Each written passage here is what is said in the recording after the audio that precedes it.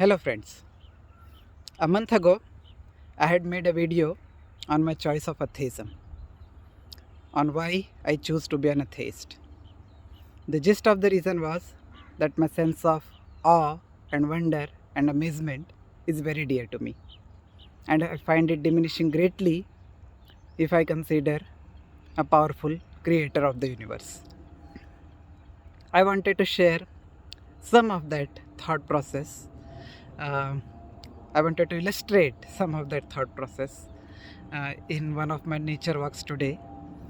Uh, so I'm here on the banks of the river Yamuna, which you can see there at the background, uh, and a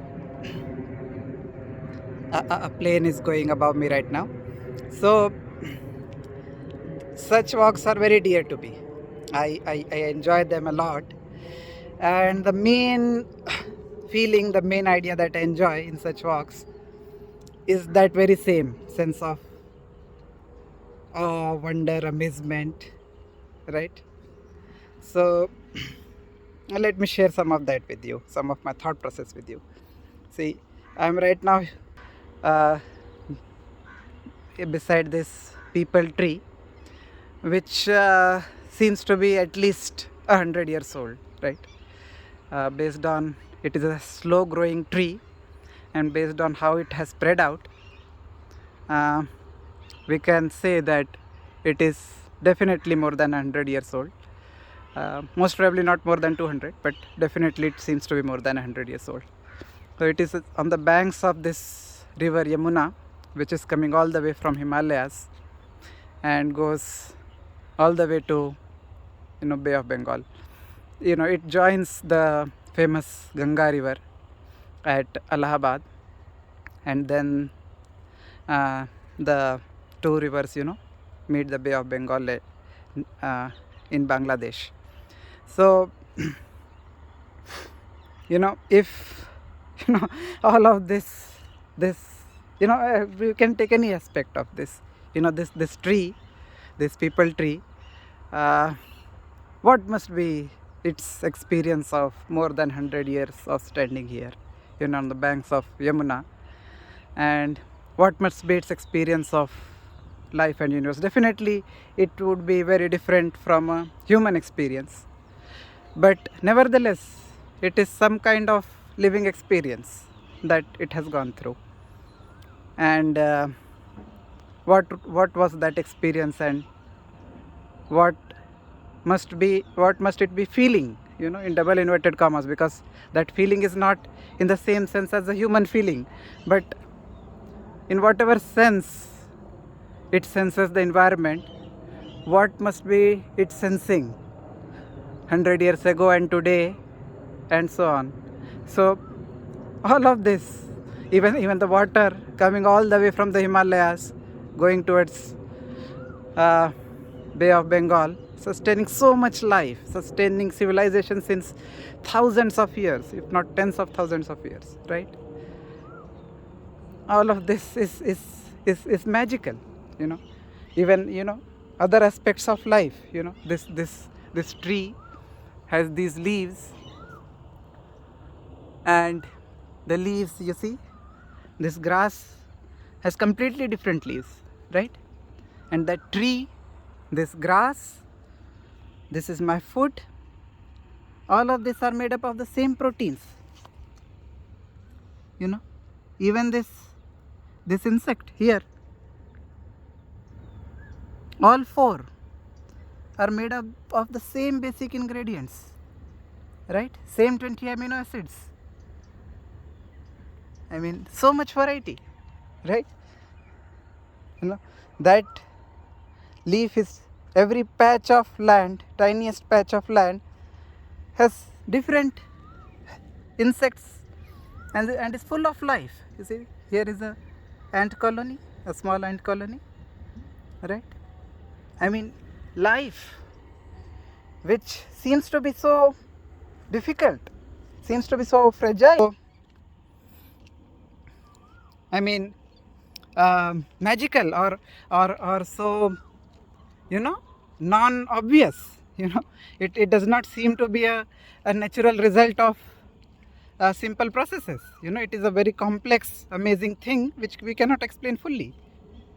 And if it is that complex, amazing, rare thing which we have not been able to find anywhere in the universe, admittedly we have not been able to look much of the universe, only a tiny part of it, but still, it seems that the unique conditions in which life survives is a sliver of that range of conditions is a tiny sliver of uh, you know the breadth is very small. So life seems to be a rare occurrence, the way we understand it.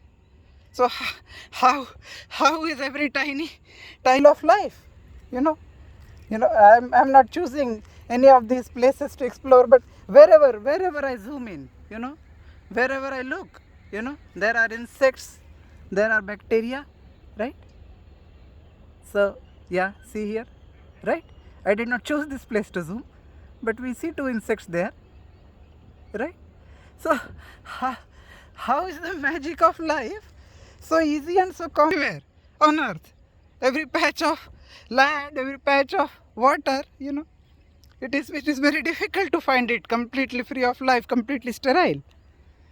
So that this amazing thing, I wanted to share. The amazement part I was able to share in the last couple of minutes, but I now want to share how considering a creator diminishes this sense of amazement. If there is a powerful creator, it becomes, that explanation for all this becomes very trivial. What is the big deal? Okay, water is coming from the Yamuna. When the creator has created 100 billion galaxies, what is the amazing thing that water is coming from Yamuna for thousands of years? Because the universe exists for billions of years or more. So or all these plants have so much variety. And what is the amazing thing in that, right? So this sense of amazement and awe and wonder is very dear to me.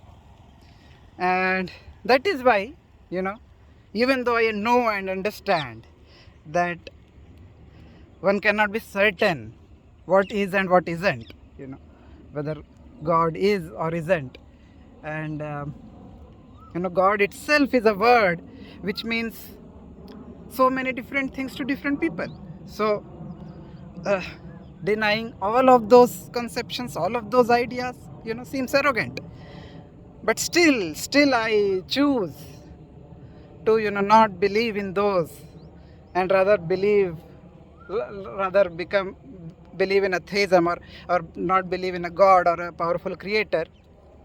The only reason is that I really deeply enjoy this sense of awe and wonder that I feel on these nature walks, on looking at the Milky Way, on looking at the stars, and on looking through a microscope, and so on. So I want to preserve that sensation till I live. So that is why I have migrated from agnosticism, a position of I don't know whether there is God or not, to a position of atheism, that I proclaim that I believe that there is no God. Thank you.